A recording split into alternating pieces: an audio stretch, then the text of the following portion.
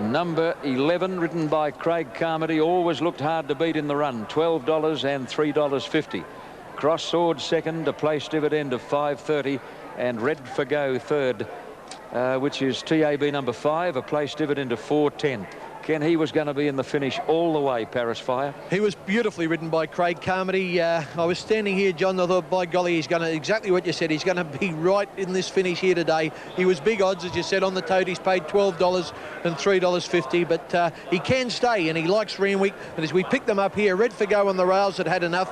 Cross Swords was challenged by Paris Fire. The rest were headed by number 3, the horse that I backed, the George Hanlon trained out Pompey, who wasn't good enough. O'Hara inside him couldn't do any better, and well, Ring That Bell pushing through in the green cap. He was only plugging, and outside of him, Palais de Louvre. But no doubt about the winner, Paris Fire. I think it was the best Sydney Cup trial.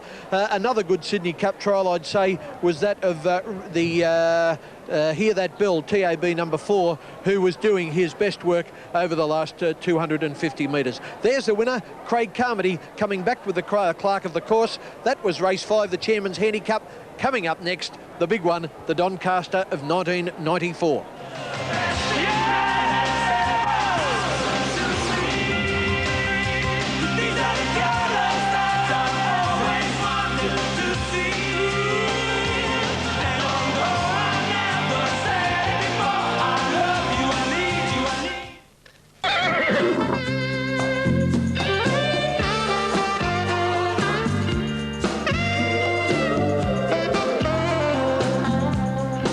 Back to Royal Randwick. Let's check the divvies on race 5, the Chairman's Handicap. Paris Fire taking the money, $12.50 and $3.50. Cross Swords in second place, number 6, $5.30, and Red for Go paid $4.10. Okay, our guest tipsters, are they still flush with success?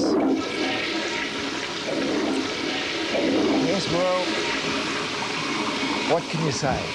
Sounds tell it all. Okay, we're counting down to the start in the $1 million Tui's Doncaster Handicap, and Ken Callender has an early market. Yeah, we all came back to the field pretty quickly, Max, but the early market on the big one, the Donny, I've backed Poetic King, and he's come up surprisingly short on the tote. I knew he'd be favourite. I thought he'd be a bit longer. Here we go. Soho Square's reserved for the Weight for Age race Monday. Primacy at 20-1, Never Under Charge at 12s, Golden Sword well in commission, the public love him, won the Epsom 9-2. Dotford 80-1, Kingston Bay at 25, Quidado at 20-1, Mahanui Lass, one of the roughies from Kiwi Land, is at 60-1, 14 Pharaoh, 33 Burst, 14 Cabora.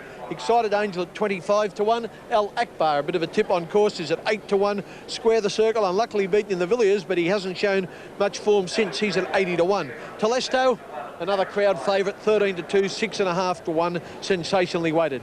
100-1 Roostland, the favourite, Poetic King, $3.80. Odds of 2 3/4-1. That's not flash, not in a big race. And Mistador at 30-1. Well, Sterlo, I can stop sticking my chest out. I come down with a thud there, but the only consolation I've got is that you two guys didn't do any better. Kenny, we are struggling. We've come down to get the word from the horse's mouth here. He's a better looking sort than Fatty is, that's for sure. I'm going for Quidado, Ken. I'm looking for a big price winner. I'm running out of races, unfortunately. 20-1. Ran third to Lord Trident in New Zealand last start over the mile. It did run third in last year's Epsom. That's my pick. Fatty? I was going to tip Gold Sword, then I was going to tip Poetic King. Now I'm tipping Al Akbar, El Cassidy to ride. Let's get it from the best. Shane Dye, what are you tipping? Well, it's no good tipping a horse who's going to get back today because they're not running on, so I'll go for a roughie, Roostland. We got no idea down here, basically. Good luck. Still, I'm just wondering, are you raising money for charity or are you the charity? I am going to be the charity. I'm very confident of coming good. I am. Never lose confidence. I have, I'm sorry. And very shortly we'll find out which thoroughbred's name will be added to the list of Doncaster winners. Don't go away.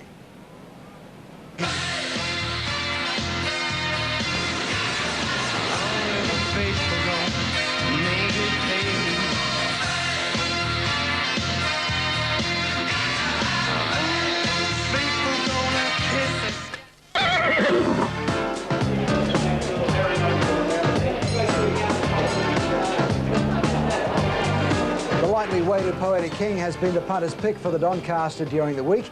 To tell us where the smart money has been going the last half hour or so, whether it's with Sterlo or Fatty, I don't know, here's Ken Callender. Last I knew of Sterlo and Fatty, they were trying to bite that horse. for cash. I don't know if he had any in the saddlebag. I don't like their chances. They're not going so hot, the boys. Not that I'm flying, but I've got my cash on Poetic King. I did think he'd be at a better price. He's still showing $3.80. Soho Square is out, 20 Primacy, 12 Never Undercharge, 92 Golden Sword, 80 Dopth, 25 Kingston Bay, 20 Quedados, 60 Mahanui Lass, 14 Pharaoh. Great chance. Used to be trained by Tommy Smith, now with his daughter Gay Waterhouse. Burst at 33, Cabora 14, Excited Angel 25, Al Akbar, Fatty's tip at 8-1 now. Is still at 8-1 as I check. Yes, it is. 80 Square the Circle, 6.5-1 Telesto, 100 Ruslan. Shane must have had a dream there. 11-4 Poetic King favourite and 30-1 Mistador. Thanks, Maxie. Thanks very much, Kenny. Okay, since it was introduced way back in 1866, the Doncaster has become part of the rich romance of the Australian turf scene. Run over the famous Randwick Mile, this testing handicap race has provided a wonderful stage for some of the most inspiring moments in racing history. John Tapp reflects on one of our great galloping events. Following a huge prize money boost in 1990, the AJC Doncaster Handicap is referred to by a new generation of racegoers as the $1 Million Mile. But to the purists, it will always be the great Doncaster Handicap, inaugurated in 1866 and named after the historic English racecourse. The famous mile race has always held centre stage on Easter Saturday and has been witnessed by some of the largest crowds ever assembled in this country. In fact, the Sydney record was set in 1948 when 92,000 flocked to Randwick. Let's go down memory lane, and some of the earliest Doncaster footage available shows a mighty horse called Chatham making light of a crushing 10 stone 4 to win the big one. Chatham missed the start by some 5 lengths before producing this powerhouse finish to win running away with legendary jockey Jim Pike in the saddle. Chatham to this day holds the Doncaster weight carrying record jointly with the 1892 winner Marvel. A very popular young jockey called Ray Selkrig won the Doncaster in 1950 on Grey Boots, a versatile horse later to win a Caulfield Cup. Young Selkrig went on to great success, including a win in the Melbourne Cup, but to this day he reflects with pride on his only Doncaster win. 1953, and champion jockey George Moore won on an imported English mare called Tarian, whose moment of greatness was taken away by the AJC analyst who reported a positive swab. Tarian was disqualified and Triclinium was promoted to the exalted position of Doncaster winner. In 1961, Fine and Dandy won the first of his 2 Doncasters. He carried 8 stone 10, was ridden by Keith Smith and ran an Australian record. In 1964, a grey called Persian Puzzle provided the thrill of a lifetime for country jockey Matey Malloy. From Florida Keys, and Papilio flying home, but it's Persian Puzzle's Doncaster. In 1966, George Moore made up for his disappointment with Tarian 13 years earlier when he brought the 3-year-old filly Cetius from a very wide barrier to win the Doncaster. The following year, Randwick racegoers were treated to a glimpse of a rich copper chestnut called Tobin Bronze, who carried 9 stone 5 to win the Doncaster with John Miller in the saddle. By the end of that year, Tobin Bronze had won the Cox Plate, the Caulfield Cup, and was on his way to America to take on the world's best in the Washington International. Tobin Bronze is claiming, will he get it? Tobin Bronze on the outside and Cabas on the top weights won. Few Doncaster winners have had a bigger fan club than the 1972 winner, Gun Sind. The Gundawindi Grey had won a swag of top races the previous spring and was asked to carry 9-7 in the Doncaster. He was ridden by Roy Higgins and started favourite at 10-9. In front, Gun Sind inch by inch getting out of big push. Owing home down the outside, Gun Sind Doncaster. In 1973, Higgins made it back-to-back Doncasters when he paired with a handsome 3-year-old called Tontonen, who'd been a Golden Slipper winner a year earlier. Tontonen wins the Doncaster. The blood of Gun Sind surfaced again in 1983 when his granddaughter Emancipation won the big mile. Only a 3-year-old filly, Emancipation won with amazing authority. And this 3-year-old champion goes on to win the Doncaster, a length to ring true. Exactly a decade later, another 3-year-old filly won the Doncaster. She's no Emancipation, but skating deserves her place in history. Inch by inches, wearing her down. They walk to the line. Skating has won the Doncaster.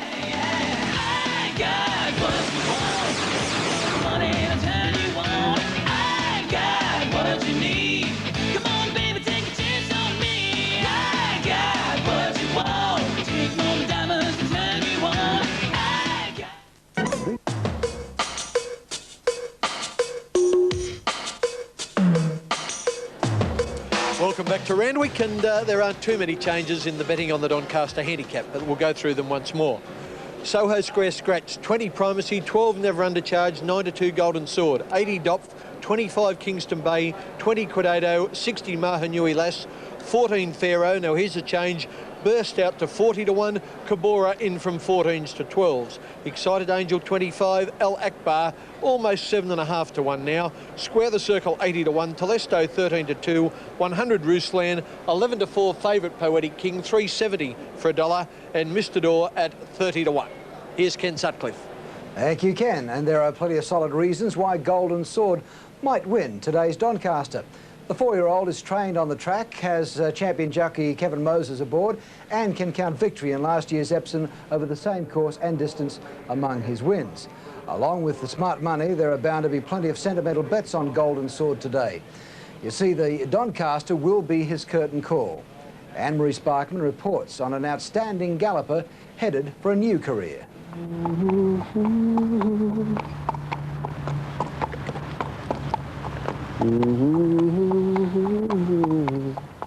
Golden Sword doesn't know it yet, but his life is about to change dramatically. He may be in his prime, but today's Doncaster looks like being the 4-year-old's last race. When you're this fast, this good-looking and intact, you're instant stud material. The Sword has been sold for a reported $1.5 million to the Wakefield stud in the Hunter Valley. So, Frank, how do you feel about Golden Sword going out to stud? Oh, well, sad. Because he's such a great, he's just such a terrific horse. He's a pet, and we're going to lose him. So while the impressive chestnut is heading for a life of pampered procreation, the staff of trainer John Maher are in mourning.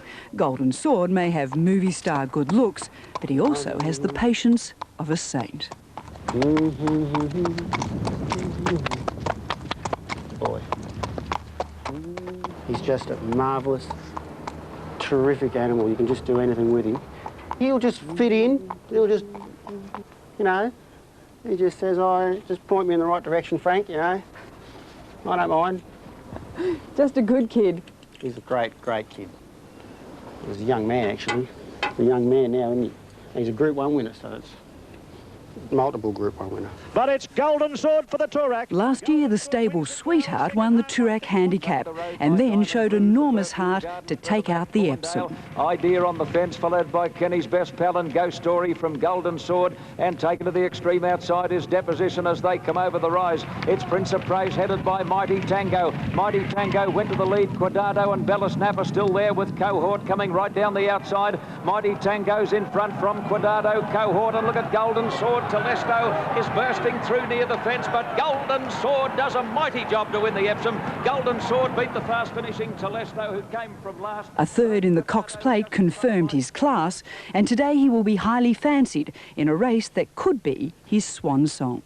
I think he'll run super, because he just loves Randwick. He loves that mile at Randwick, he's just, well, he's proved it. He holds a race record there when he won the Carvine. Then, that win in the Epsom last year was just 4 and 5 deep the whole way and just sensational. Who knows? If Golden Sword is good enough to win the Doncaster, then Frank and friends may just be able to convince those new owners to let this Tom Cruise of the turf make a few more public appearances. So good, aren't you? He's sort of the star of the stable, and I guess you'll never know now just how good he could have been. That's the thing. We'll never know whether he, he would have been a champion or. We'll just never know. I mean, we had high aspirations of winning the Cox Plate. But now, who knows? We can only dream. We can only think and dream. Watch your head, mate. Yeah. But, well, it's not over yet. Not over to the fat lady things. I'm gonna do all Golden Sword, may it have a terrific race today in its curtain call before being put out to pasture for a new career. We'll be back to see the Doncaster in just a moment. Between the saddle and the ground, mercy's sword is mercy found.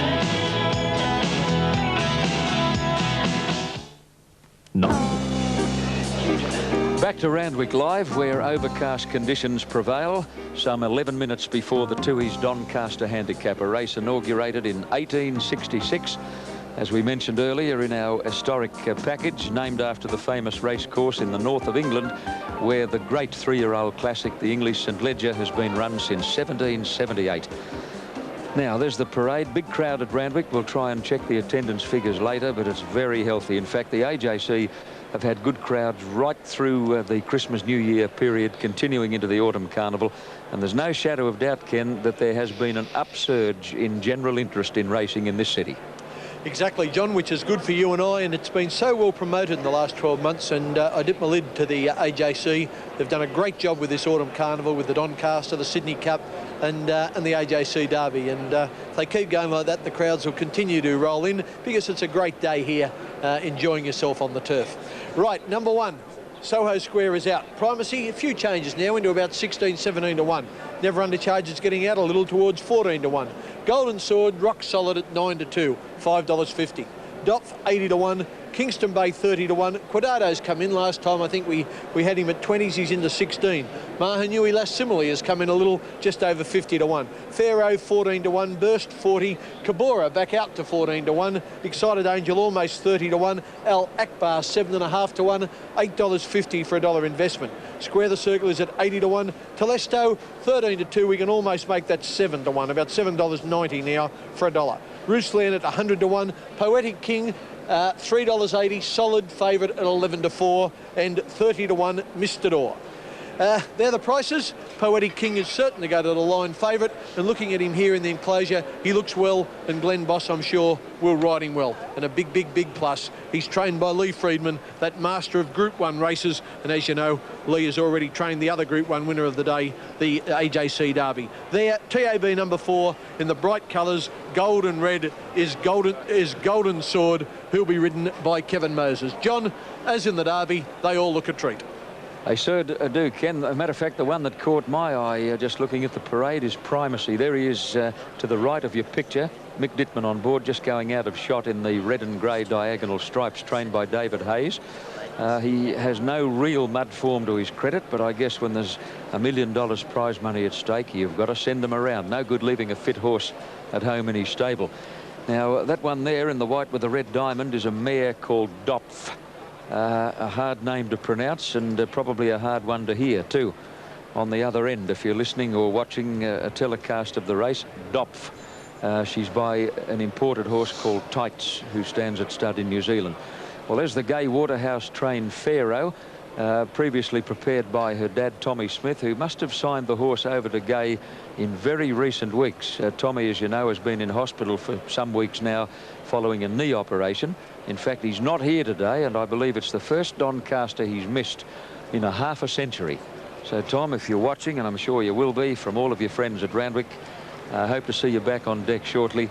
And I know you'll be watching for your own famous colours on Pharaoh, the dark blue and green stripes, colours that Tommy Smith first registered in the 1940s. And they were the colours carried by horses like Bragger and Playboy, which won the Derby for Tommy Smith in 1949 as a maiden performer.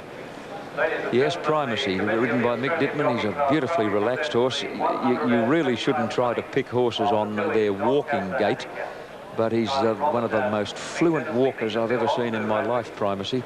A lot of the old-time trainers scoff at that. They say, look, they don't have walking races for horses. But I think it does give you some indication of the balance of a racehorse if they've got a nice ambling walk, and Primacy sure has that. Here's a break as the runners parade to the barrier for the Tooheys Doncaster Handicap 94.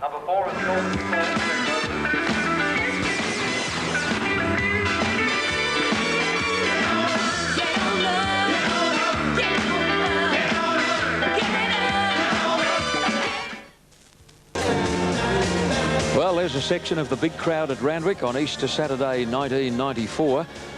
The record crowd at Randwick was on this very day in 1948 when 92,000 people turned up to see a horse called the Diver, ridden by George Moore, win the Doncaster. And of course the Derby wasn't run in the autumn in those days. The Derby was traditionally a spring event. But in 1979, the Australian Jockey Club bit the bullet. There was no Derby in 78. They waited until the April of 79 to start the Autumn Derby. And Ken, that has been a real winner. It gives the 3-year-olds more time to mature and strengthen. And I think they're a lot better off for that extra few months. They sure are, John. It's a better race. It's a more genuine race. And since 1979, when it switched over, Dulcify won the first one. When it switched over to the autumn, it's produced a lot more star horses. And for me, it's the best race on the Australian calendar. I think it is for the purists. It's 3-year-olds at level weights at 1.5 miles. And what a great race. But what a great race this is, the Doncaster. And it's dominated in recent years by 3-year-olds who have won 6 of the last 8. The only 2 they haven't won are the 2 that Superimpose won. Let's look at the prices once more. The big firm at the moment is Golden Sword. Soho Square is out. Primacy is at 20 to 1. Number 3 Never Undercharge at 14. Golden Sword now $5.10. Just over 4 to 1 on the tote. The move on the tote is for Golden Sword. Dopford 80 to 1. Kingston Bay at 30. Quadrado 16. Mahanui Lass at 50. Pharaoh, Gay Waterhouse's horse, Good Luck to Gay, is at 14 to 1. Burst at 40. Kabora 14. Excited Angel at 30 to 1. Number 13 Al Akbar almost into 7 to 1 now. He's been well backed. Square the Circle at 80. Telesto out to 7 to 1. Horses haven't been making up that much ground, but he has got a super finish. Ruslan at 100 to 1. Poetic King favourite at 11 to 4. He's only a plain horse and he's sweating a bit. But Lee Freedman's brother, Richard Freedman, Richard said, don't you worry about them sweating. He said he does it every start and he still wins. I'm copying his tip and I'm putting my money on it. Mistador was the other horse at 33 to 1. Now, Shane, Poetic King over there, Richard Freedman told me not to worry about him sweating a bit. He said he does it all the time. Yeah, he is sweating up. There's no doubt about that, Ken. Clark of the Course has got him, and he's probably the worst in the race so far. Most of these other runners, as you expect, being the best horses in the country over a mile, are very relaxed. But he is on the toe and he is sweating up. Shane, which ones grab your eye? Telesto, he looks lovely, but he's got the job ahead of him, Ken. You know, horses aren't making up ground at all. Mick Dittman, I was speaking to him, he said his horse Primacy doesn't handle it wet, and he didn't give his horse much hope because of the rain-affected track. But, you know, the 3-year-olds have got a mortgage on the race, really, now, the wet conditions, and they're not making up ground. What about Al Akbar in the black and white colours there in the centre of the screen? He's just in front of me, Ken. He looks good. He's sweating up a little. Larry Cassidy said before he'll be going forward on him because of the track, and he's hoping to be in the first 3 or 4 all the way, which is going to suit him. He's just sweating up a bit on the neck, but he does look good. Shane, you've had a lot of experience in these big mile races. We've already said that conditions today seem to favour horses racing near the lead. Put it this way, if you're on one of the horses, one of the better backed horses in the Doncaster, which way would you ride him? Okay, Ken, well, first of all, barriers make no difference because you've got 800 metres to get across. Then today you want to be going forward. But once again, it's very vital in these big races to get a clear run. If you get checked, you just don't win them. From the half mile, you look to be going forward. You want to go across the crossing, keep hold of the horse's head. Then at the 600, you want to get out and get going. Righto, Shane, well, we've seen that. We just saw your old mate Telesto walk past. I know you'd love to be on him, but the suspensions are part of a jockey's life. And here's a man to call the 1994 Doncaster Handicap, one of the many he's called. I'm not sure how many. Here's Johnny Tapp. I think about 26, Ken. Might be 25 or 26, a few. And so far I've been lucky enough to escape suspension. Now, Primacy and Mistador go up into line ahead of Poetic King, who's sweating up noticeably now. He goes into the middle of the line for Glen Boss. Ruslan being led forward, waiting on Quidado. Kabora, Excited Angel, and Mahanui Lass out of line. Down the track a bit, Never Undercharge, and Dopf. Trust the New Zealanders to come up with a couple of curly names. Dopf and Mahanui Lass hardly lends itself to clarity. Now, Excited Angel and Quidado move in together ahead of Mahanui Lass, and we wait for Never Undercharge. Now, 2 to move in, Dopf and Kabora. Kabora, winner of the Villiers over the Randwick Mile last December. Ridden by Larry Cassidy on that occasion. Today it's Greg Hall who won the Derby on Mahogany. Now Cabora goes in and has the dubious honour of being the last into the starting stalls for the Tui's Doncaster Handicap. Tui's continue their marvellous sponsorship of racing in the city of Sydney. And the starter, Bill Cooper, to his stand, and they're ready for dispatch in the Doncaster. First run in 1866. Kingston Bay, the inside runner. Off in the Doncaster, Telesto straight out the back, and back with him is Cabora. Primacy bounced out in front at the start. Poetic King and Quadrado began well, and so did Al Akbar, followed by Ruslan. Dopf is rushing forward, wide out. Going with her is Mistador, and then Pharaoh, followed by Square the Circle, never under charge midfield. A gap then to Burst, followed by Excited Angel. Golden Sword well back on settling down, followed by Mahanui Lass, and then Cabora, and 3 lengths away last Telesto in the run to the first turn. The New Zealand mare Dopf went to the lead. Dopf in front by a bit more than a length to Primacy. Poetic King is getting over to be third, one off the rail on the outside of Al Akbar, and then Ruslan, followed closely by Quadrado, then Mistador, Kingston Bay, Pharaoh midfield off the track. Square the Circle, followed by Never Under Charge. A gap to Burst and Golden Sword, followed by Excited Angel, then Cabora, Mahanui Lass, and a length away last Telesto, who's now tacking on as they come to the 700 mark, nearing the turn, and Dopf is the leader over Primacy. Al Akbar third, Poetic King is fourth, followed by Ruslan, and then Quadrado out very deep. Square the Circle, followed by Kingston Bay, going well but has nowhere to go at the moment, and then Mistador, Pharaoh, Excited Angel widest of all on the turn into the straight. Golden Sword is waiting for the cutaway, and tagging him through now is Telesto as they come over the rise, where Poetic King dashed to the lead. Poetic King has burst to the lead from Never Under Charge. Excited Angel down the outside, and then Ruslan and Al Akbar and Telesto right behind those leaders. Poetic King tackled by Kingston Bay, Excited Angel, and look at Pharaoh. Pharaoh coming down the outside, might tip them all out. Kingston Bay, Pharaoh, Telesto getting up on the inside of them all. Close Telesto or Pharaoh. I think they've just beaten Kingston Bay in the centre. It's a desperately close one. Poetic King is close up, followed by Golden Sword, and then Never Under Charge, Cabora, Excited Angel, Ruslan, followed by Mahanui Lass, Al Akbar, followed by Mistador, Burst, Square the Circle, Primacy and Dopf, and Quadrado is last in the Doncaster of 94. Has he got there or not? I thought Pharaoh was going to blow him away down the outside. His run might have ended. Telesto has lunged late on the inside of Kingston Bay and Pharaoh, and oh, what a finish. A nose, I reckon. I don't know. Telesto is showing $8.30 and $3.40. Pharaoh is showing $15 and $3.50. Now let's watch this as they come to the line here. By gee, I better not sell Kingston Bay too short either. I just had the feeling that he in the middle. Oh, Ruth, I'd blow to find. My God, he's not beaten yet either, Kingston Bay. Oh, you've never seen a finish like this in your life. What do you think, Ken? Very, very close, John. Watching it with the naked eye. With the naked eye, I thought it may have been Telesto, but let's try and pick them up here as we watch it again. Now, this is Kingston Bay in the blue and white. Inside him in the pink is Telesto, and the other one to concentrate on, widest out, is Pharaoh in the blue and green. What an exciting finish. Kingston Bay keeps giving back. Pharaoh coming at him down the outside, and little Telesto on the inside, who come from absolute last, is fighting on like a bulldog. Now, let's try and line them up. As they hit the line, it's the horse that gets the momentum right on the post, right there. Oh, golly gee. We might watch another replay and see if we can get it from a different angle again as we watch them. Here they come. Poetic King's beaten. Travel challenged by Never Under Charge. Now Kingston Bay comes at them. Inside him in the pink is Telesto diving through, and in a minute you'll see Pharaoh down the outside in the blue and green. Telesto, Kingston Bay and Pharaoh, they're the three. The judges called for a developed print. He couldn't work it out at first glance, so we've got to have a developed print to see which one has won the Doncaster Handicap. We're still waiting. The three jockeys don't look sure. Now let's see as they hit the post. I was going to say Pharaoh was out of it, but he seems to have got a good stride in here, right on the line. Oh boy, I'm sticking with Telesto, but the horses on the outside are often favoured at Randwick. Very, very close. We'll wait for the judge. There's three in it. There's Kingston Bay, number 6.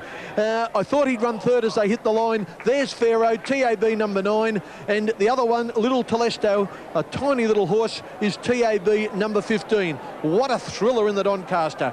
We're still waiting. The jockeys on Telesto, it's Brian York from Queensland. normally ridden by Shane Dye. Anne-Marie Sparkman, it's actually with Graham Begg, Telesto's trainer. Anne-Marie, over to you. We're with Graham Begg now. What do you think, Graham? Desperately close. I haven't got a clue. But he's performed one of those electric runs. He's put up a super performance, win, lose or draw. You know, you got to